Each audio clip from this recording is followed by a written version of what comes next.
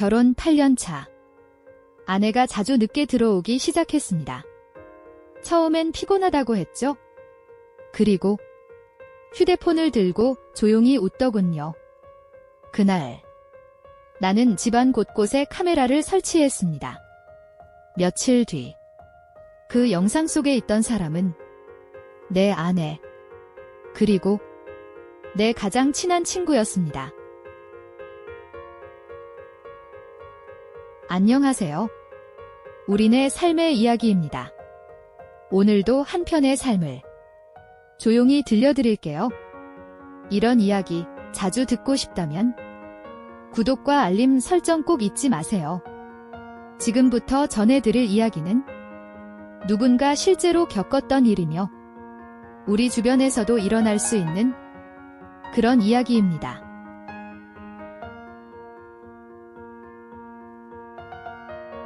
그날도 늦은 밤이었다. 3개월 전부터였을까? 아니, 어쩌면 그 전부터였는지도 모르겠다. 내가 아는 서연은 더 이상 이 집에 없었다. 늦게 퇴근한 나를 기다리던 따뜻한 눈빛도 여보, 고생했어요 하며 안기던 팔도 이젠 없다. 대신 식탁에 차려진 밥상이 식어 있었고 부엌에는 불이 꺼져 있었다. 2층 침실 문은 닫혀 있었고 그 안엔 어두운 형광등 불빛 아래 등을 돌린 채 핸드폰을 붙잡은 그녀의 그림자만 있었다. 나는 조심스레 문을 열었다. 서연은 화들짝 놀라 핸드폰을 뒤집어 침대 위에 던졌다. 무언가를 숨기는 사람의 손놀림은 본능적이었다. 서연아, 안 자고 있었어? 그녀는 놀란 듯 웃으며 말했다. 그 미소는 어딘가 어색했고 눈동자는 흔들리고 있었다. 그냥 뭐 좀 보고 있었어. 나는 아무 말 없이 고개를 끄덕였다. 이 집에선 이제 그런 대화조차 낯설었다. 같은 침대 위, 서로 등을 돌리고 누운 부부. 숨소리만이 방 안에 흘렀다. 우린 도대체 언제부터 이렇게 되었을까? 나는 기억을 더듬었다. 서연이 나를 처음 멀리한 날을. 어느 날부턴가 그녀는 나의 눈을 피했다. 내 손을 슬며시 떼어냈고 피곤하다는 이유로 잠든 척 눈을 감았다. 그리고 그날 나는 본능적으로 알았다. 이건 단순한 피곤함이 아니라고. 어떤 날은 아침부터 휴대폰만 들여다봤다. 어떤 날은 전화를 받으며 화장실로 숨었다. 말소리는 작았고 웃음소리는 낮았다. 요즘 뭐 힘든 일 있어? 왜 이렇게 낯설어졌지? 그녀는 짧게 대답했다. 아니, 그냥 피곤해서 그래. 좀 신경 꺼줄래? 나는 그 말에 더는 묻지 않았다. 서연은 나를 멀리하고 있었고 나는 그 사실을 모른 척하는 법을 배워야 했다. 그날 밤 침대에서 나는 몰래 그녀의 뒷모습을 보았다. 형광등 아래 어깨가 떨리고 있었다. 서연이 우는 걸까? 아니면 웃고 있었던 걸까? 그때 알림 하나가 깜빡이며 그녀의 핸드폰 화면을 환하게 밝혔다. 잠깐 지훈 씨라는 이름이 보였다. 그 이름은 내게 낯이 익었다. 그리고 너무도 싫은 이름이었다.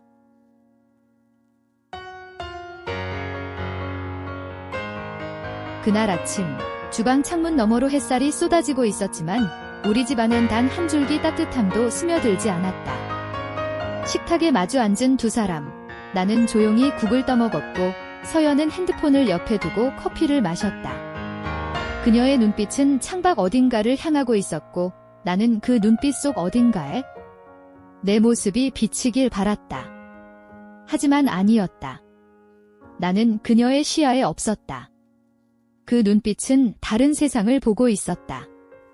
부부가 아닌 같은 집에 사는 이방인처럼.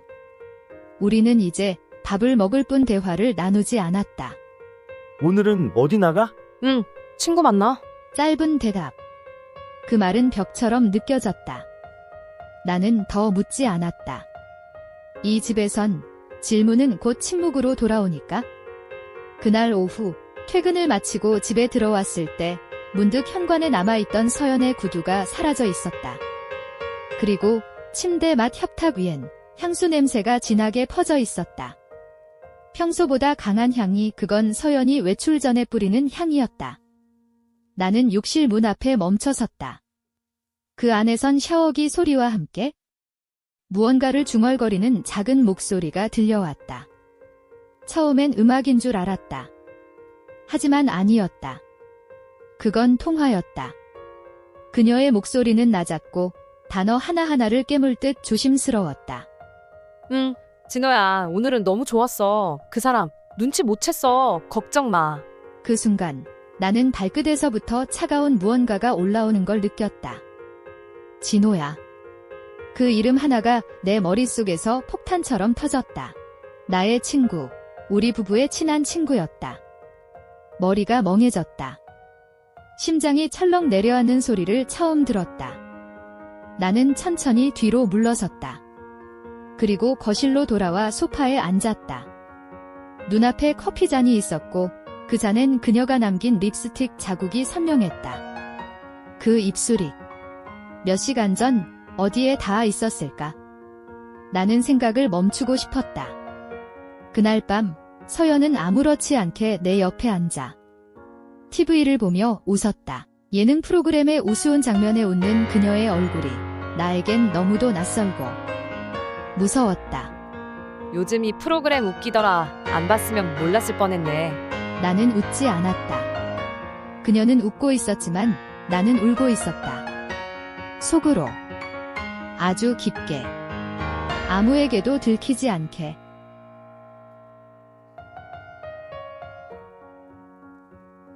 그날은 이상하게 하루 종일 가슴이 답답했다. 문서 하나도 집중되지 않았고 의뢰인 앞에서도 자꾸 입이 바짝 말랐다. 아무도 모르게 내 일상이 무너지고 있다는 걸 내가 제일 먼저 알아채고 있었다. 그날 밤 나는 퇴근 후 곧장 집으로 향하지 않았다. 목적지는 사설 탐정사무소. 그곳에서 나는 이미 결정을 내리고 있었다. 서연의 눈빛, 숨기는 손놀림, 그리고 진호야라는 그 한마디. 나는 더 이상 믿을 수 없었다. 확인해야 했다. 이 고통의 정체를. 진실을 모른 채 살아가는 게 더 지옥일지도 몰라요? 사무소 안, 작고 낡은 책상 앞에서 중년의 탐정이 내 말 없이 고개를 끄덕였다. 그는 말이 없었다. 다만 내 눈을 똑바로 쳐다보며 이렇게 말했다. 증거는 조용히 쌓입니다. 하지만 반드시 진실을 말하죠. 며칠 뒤 나는 그의 전화를 받았다. 그의 목소리는 여전히 담담했다. 하지만 나는 본능적으로 알았다. 무언가를 본 것이다. 퇴근하자마자 탐정사무소로 달려갔다. 그가 책상 서랍에서 봉투 하나를 꺼내 내밀었다. 봉투 안에는 사진과 USB가 담겨 있었다. 나는 말없이 USB를 들고 사무소를 나왔다. 손이 떨렸고 입술이 말라붙었다. 집으로 가는 길, 차 안은 적막했고 내 심장은 광음을 울리고 있었다. 주차장에서 멈춰선 순간 나는 핸드폰으로 영상을 재생했다. 어두운 골목, 낯익은 실루엣, 서연이었다. 그녀가 차에서 내렸고 그 뒤엔 지훈이 있었다. 두 사람은 아무 거리낌 없이 웃었다. 그녀는 그의 팔짱을 끼고 지훈은 그녀의 머리를 쓰다듬었다. 나는 숨을 멈췄다. 다음 장면은 지훈의 아파트 현관. 그들이 손을 잡고 문 안으로 들어간다. 그리고 몇 시간이 흐른 뒤 둘이 나란히 새벽 공기를 마시며 나왔다. 그녀는 그의 옷을 입고 있었다. 영상을 보는 내내 나는 아무 말도 하지 않았다. 눈동자가 마르고 가슴이 식어갔다. 마치 내가 사라지는 기분이었다. 저 여자가 내 아내라고? 그 밤 나는 소파에 앉아 그 영상을 반복해서 봤다. 3번, 4번, 5번 볼 때마다 나는 내 아내 사랑을 조금씩 없애고 있었다. 다음 날 아침 서연은 나를 마주보며 웃었다. 그녀의 얼굴엔 아무 일도 없다는 표정이 붙어 있었다. 오늘 일정 많지. 아침 먹고 나가. 내가 차려줬어. 나는 그 말에 아무 대답도 하지 않았다. 그저 고개만 끄덕이며 그녀의 얼굴을 다시 봤다. 아무 일 없다는 그 표정. 그 표정이 나를 완전히 무너뜨렸다.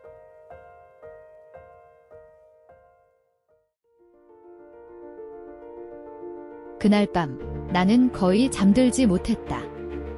침대에 누운 서연의 숨소리는 평온했지만 내 심장은 밤새 불길 속을 뛰는 듯 요동쳤다. 나는 천장을 바라보다 결심했다. 이 집안에서 벌어지는 모든 것을 직접 확인하겠다. 다음 날 그녀가 아이와 외출한 사이 나는 집 안 곳곳을 살폈다. 거실, 부엌, 침실, 3층 욕실. 서연이 자주 전화를 하던 창가, 그녀가 혼자 있는 시간을 보내는 방 안은하는 손에 작은 블랙박스를 들고 있었다.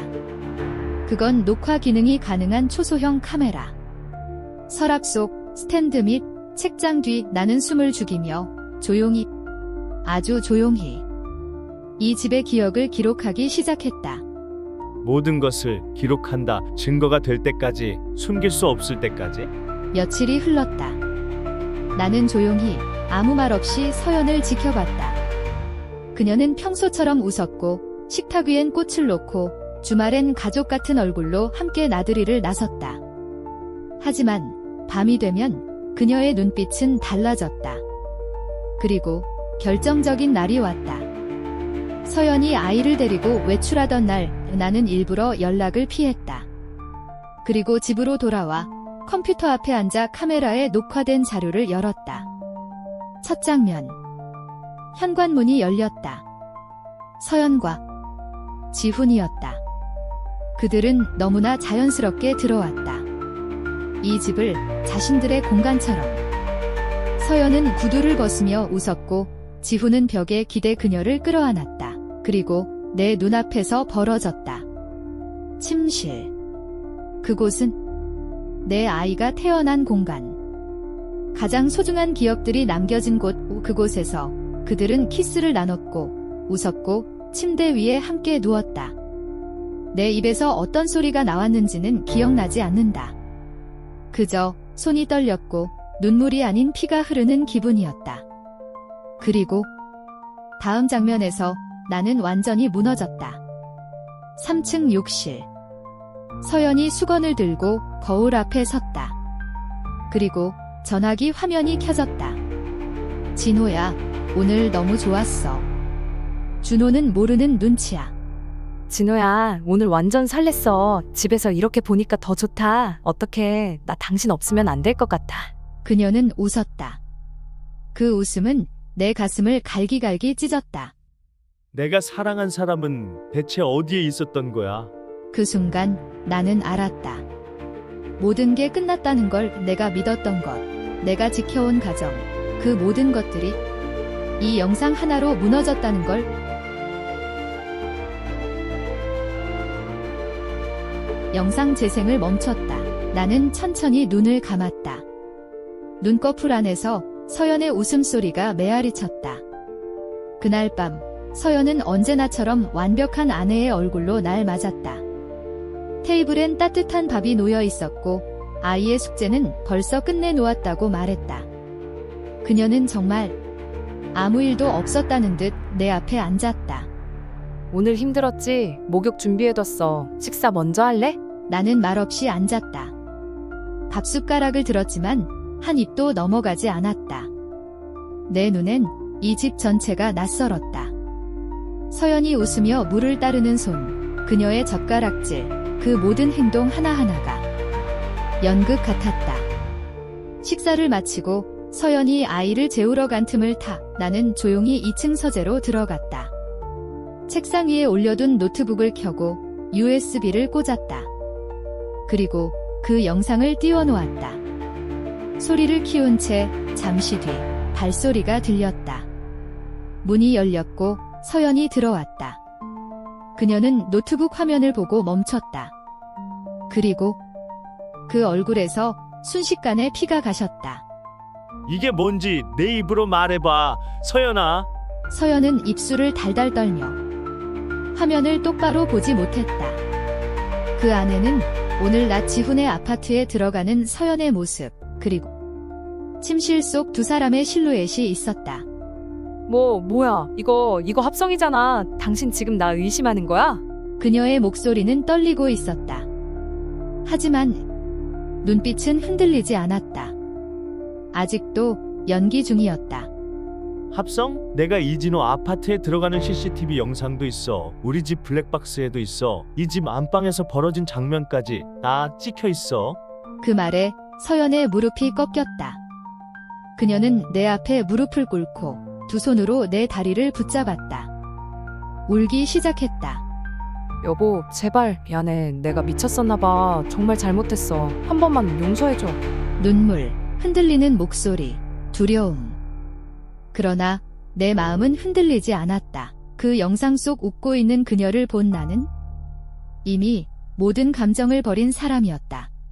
그래, 내가 바람폈다는 것까지는 참아보려 했어. 그런데 내가 날 조롱했어. 그 남자랑 함께 내 이름 부르며 웃었어. 서연은 그제서야 울음이 멈췄다. 그리고 드디어 가면을 벗었다. 그래, 바람 폈어. 뭐 어쩔 건데? 당신은 매일 밤 늦게 들어와. 나한테 관심도 없어. 나를 여자로도 안 봤잖아. 그녀의 얼굴이 일그러졌다. 울부짖는 듯 외치는 그녀의 목소리에 나는 아무 반응도 보이지 않았다.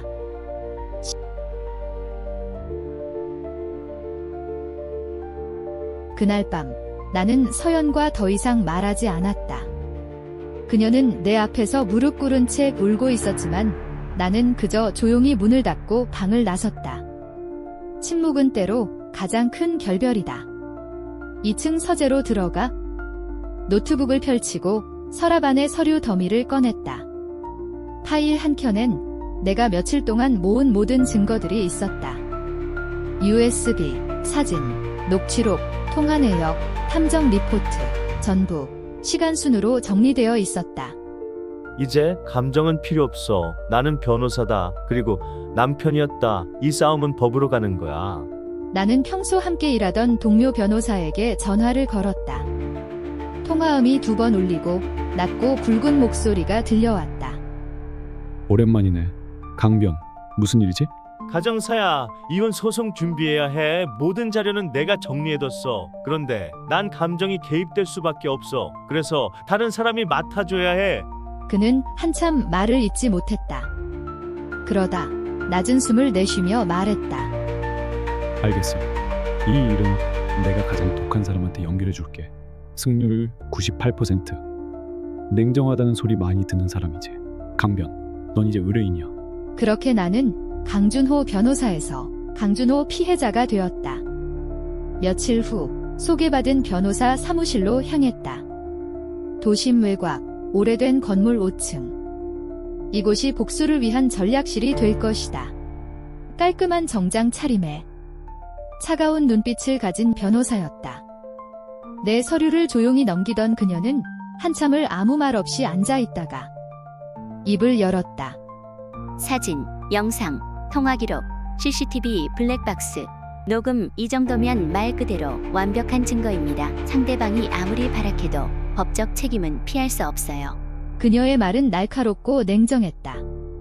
그러나 그 말이 나에게 유일한 숨통이었다. 그들이 무너져야 해요. 단순한 이혼이 아닙니다. 제가 잃은 시간, 명예, 아이의 미래, 그 모든 걸 정당하게 되찾고 싶어요. 그녀는 고개를 끄덕였다. 그리고 조용히 말했다.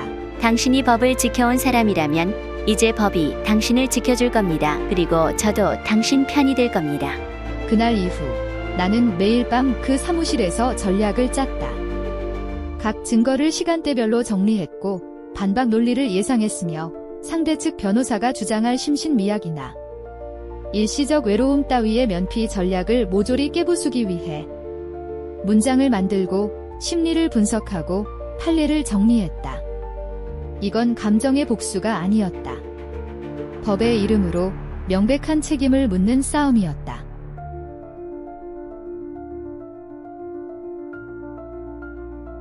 재판 당일 법원 안은 조용했고 나는 회색 수트를 입고 단정하게 앉아 있었다.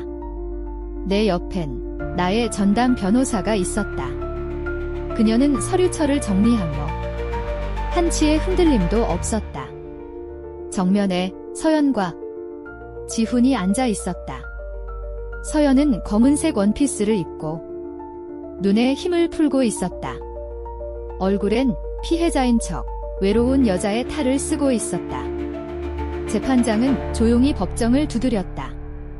이혼 소송 2023-598건 개정합니다. 첫 변론은 서연 측이었다. 그녀의 변호사는 마치 기다렸다는 듯 종이를 넘기며 말했다.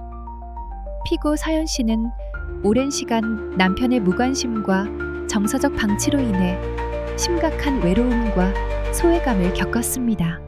그 과정에서 잘못된 선택을 한 건 사실이지만 이는 심리적 한계의 결과이지 일방적 배신이 아닙니다.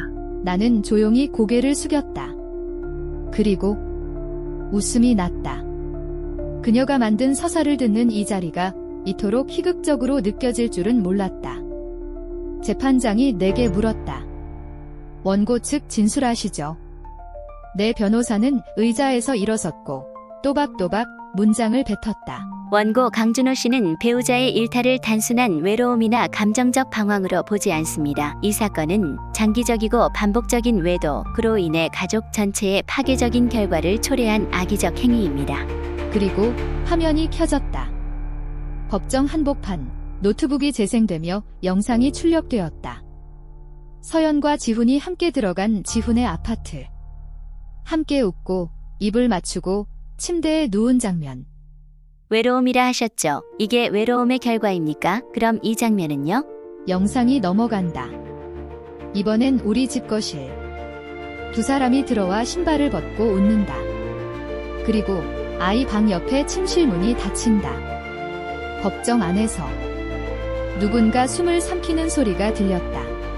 이 아이의 방 옆에서, 이 집안에서 그들은 부부만이 공유해야 할 공간을 조롱의 장소로 썼습니다. 이게 단순 외로움입니까? 서연의 눈엔 눈물이 맺혀 있었지만 그 표정은 울고 있지 않았다. 그건 억울한 여자의 눈물 연기였지 죄책감의 눈물이 아니었다. 그녀는 내가 사랑했던 사람이 아닙니다. 이 영상 속 사람은 내 삶을 밟고 웃고 있던 여자였습니다. 재판장은 조용히 서류를 넘기며 정리했다. 한마디 단정하게 말했다. 정리하십시오. 증거 제출은 충분합니다. 진술은 다음 기일에 이어서 진행합니다. 그날 법정을 나서며 나는 누군가의 등을 바라봤다. 서연. 그녀는 지훈 옆에서 고개를 숙인 채 걷고 있었다. 하지만 그 발걸음엔 아직도 반성은 없었다. 그건 자존심 무너진 여자의 고개 숙임이 아니라 들킨 자의 주눅이었다.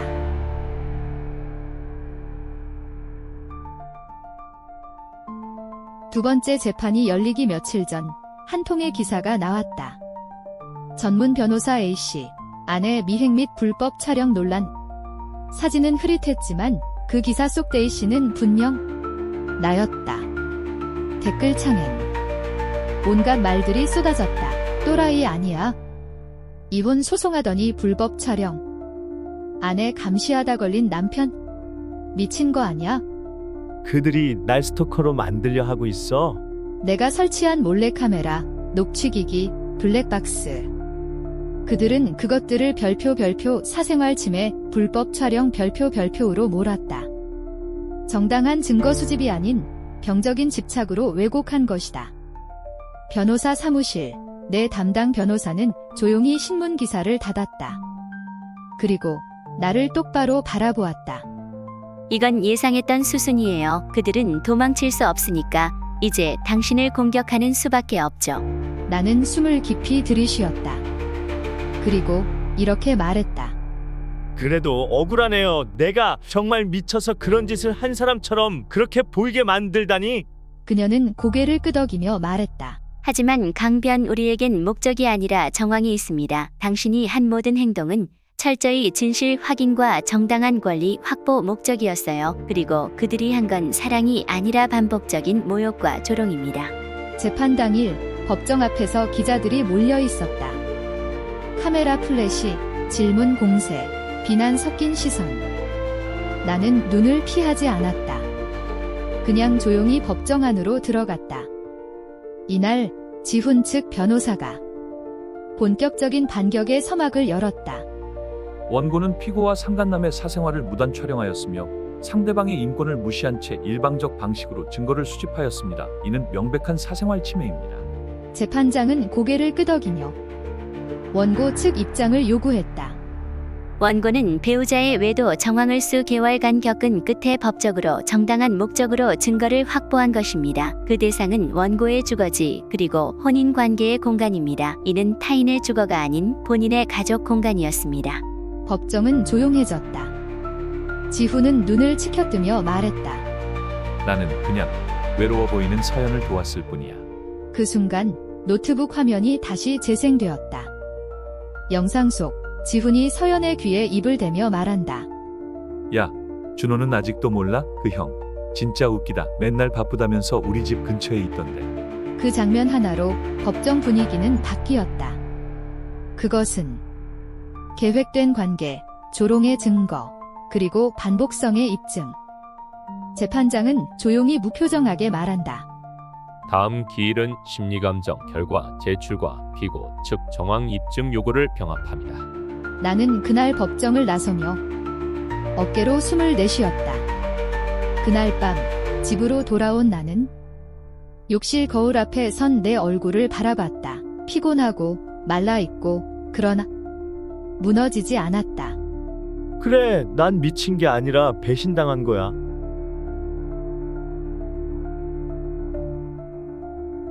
재판이 끝나고 마지막 기일 전날 나는 변호사 사무실에 앉아 있었다. 창밖엔 비가 내리고 있었고 서류철엔 단 하나의 파일만 남아 있었다. 집 내부 녹음 기록 비공개. 나는 그 파일을 조용히 꺼냈다. 그날의 녹음.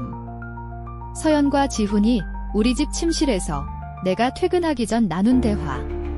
그 사람은 몰라. 눈치도 없어. 그렇게 똑똑하다면서 내가 누굴 만나고 다니는지도 모르고 웃기지 않아? 내가 다 미안하네. 그래도 나랑 있을 땐 살아있다고 느껴져.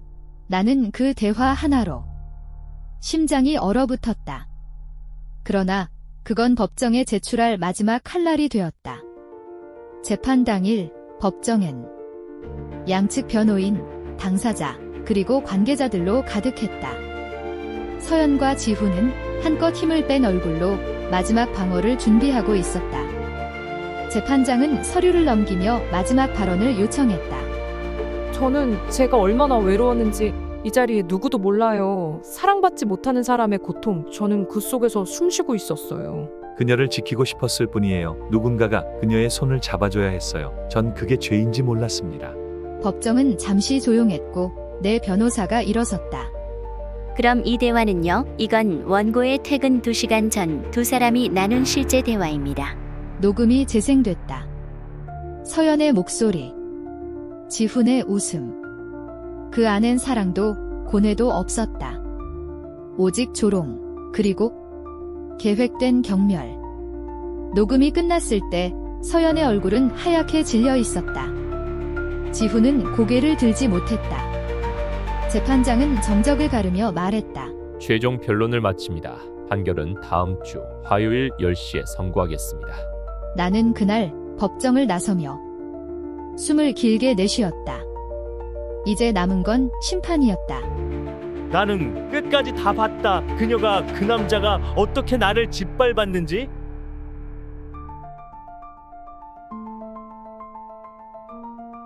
(2024년 6월 18일) 화요일 아침 10시 서울가정법원 제3법정.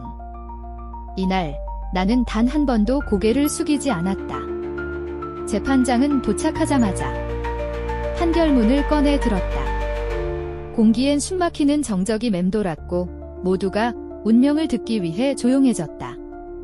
법정 안, 서연은 화장을 하지 않은 민낯이었다. 지훈은 넥타이를 맨 손이 떨리고 있었다. 나는 그저 묵묵히 앞만 봤다. 재판장은 조용히 문장을 읽기 시작했다. 본 법원은 원고 강준호와 피고 서연의 혼인 관계가 상간남 이지훈과의 부정 행위로 인해 회복 불가능한 파탄에 이르렀음을 인정합니다. 법정 곳곳에서 숨을 들이쉬는 소리. 누군가의 입술이 떨렸다. 이에 따라 원고 강준호의 이혼 청구를 인용하며 피고 서연은 본인 파탄에 주된 책임을 지고 위자료 7천만 원 및 자녀 1인에 대한 친권과 양육권 일체를 원고에게 귀속함을 명합니다. 그 순간 서연의 입술이 파르르 떨렸다. 지훈은 얼굴을 손으로 가렸다. 하지만 그 누구도 그들을 위로하지 않았다. 상간남 이지우는 원고에게 정신적 손해배상금 5천만 원을 지급하고 향후 2년간 접근 금지 및 자택 반경 500m 이내 접근을 제한한다. 나는 눈을 감았다. 그리고 잠시 호흡을 멈췄다. 마침내 모든 게 끝났다. 법정을 나설 때 서연은 무표정했다. 입술은 깨물려 있었고 눈동자는 텅 비어 있었다. 지훈은 조용히 고개를 숙인 채 법정 벽을 스치듯 나갔다. 그들의 뒷모습엔 파괴된 인생이 매달려 있었다. 나는 끝까지 버텼다. 그리고 이겼다. 눈물로도 법으로도 다 끝냈다. 그날 저녁 나는 아이와 손을 잡고 집 앞 공원을 걸었다. 그 아이는 아무것도 모르는 듯 소리 내 웃었고 나는 처음으로 조금 웃을 수 있었다.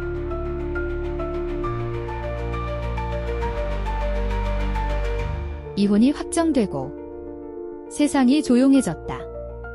나는 아이와 함께 살았다. 새벽에 눈을 뜨고 작은 손을 잡고 등원 준비를 하고 퇴근 후엔 작은 손을 잡고 다시 집으로 돌아왔다. 집 안은 이제 고요했다. 불필요한 말도 숨겨진 행동도 없었다.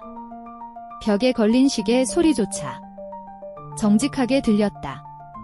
나는 더 이상 침실에서 수상한 냄새를 맡지 않았고 욕실 문 너머로 속삭이는 목소리도 듣지 않았다. 그 대신 작은 웃음소리, 밥을 먹으며 쏟아지는 국, 아빠 이거 봐, 라며 흔드는 그림책. 그 소리들이 내 삶을 다시 채우기 시작했다. 우린 이제 소소하지만 확실한 삶을 하루씩 쌓아가고 있다. 서연은 그 후로 내게 연락하지 않았다. 그녀는 모든 것을 잃었다. 명함 속 직책, 지인들 사이의 이미지, 친권, 그리고 사람들의 신뢰. 지훈 역시 업계에서 그의 이름은 지워졌다. 그가 일하던 금융회사에선 기밀 유출 혐의까지 덮여 퇴출당했다는 이야기도 들려왔다. 그들의 소문은 길어야 한 달이었다. 사람들은 금방 잊었다. 하지만 그들이 잃은 건 남은 평생을 따라다닐 이름이었다. 나는 그걸 알고 있었다. 그래서 더 이상 분노하지 않았다. 용서도 아니었다. 그냥 놓았다. 그리고 어느 날 오후 아이와 공원에서 벚꽃을 보며 나는 문득 그녀를 떠올렸다. 그 순간 가슴이 저렸다. 아프진 않았다. 그냥 저린 정도. 그 사람이 내 전부였던 적이 있었다. 하지만 지금은 내 아이가 내 전부다.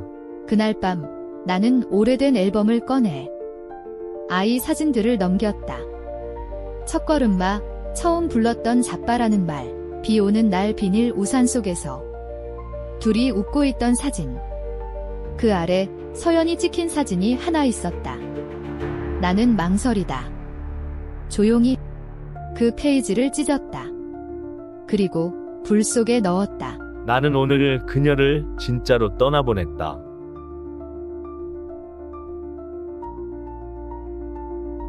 CUT 13. 사람들은 말한다. 배신은 미련한 사람에게만 찾아온다고. 하지만 나는 안다. 사랑하는 사람일수록, 가족이라 믿는 사람일수록 그 배신은 더 깊게, 더 조용히 파고든다. 이야기의 주인공 강준호는 결국 모든 걸 잃었지만 그 안에서 다시 걸을 수 있는 힘을 얻었다.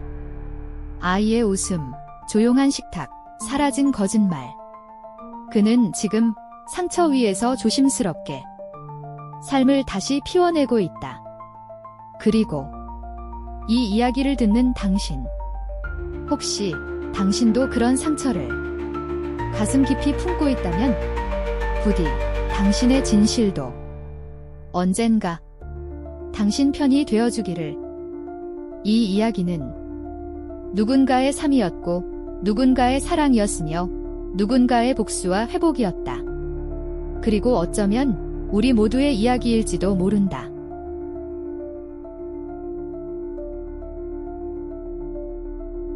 오늘의 이야기가 당신 마음에 작은 여운을 남겼다면 조용히 함께 해주세요. 구독과 좋아요, 알림 설정은 이 이야기를 계속 전해드리는데 큰 힘이 됩니다. 그리고 댓글로 당신의 이야기도 나눠주세요. 우리네 삶의 이야기. 다음 편에서 다시 찾아뵙겠습니다.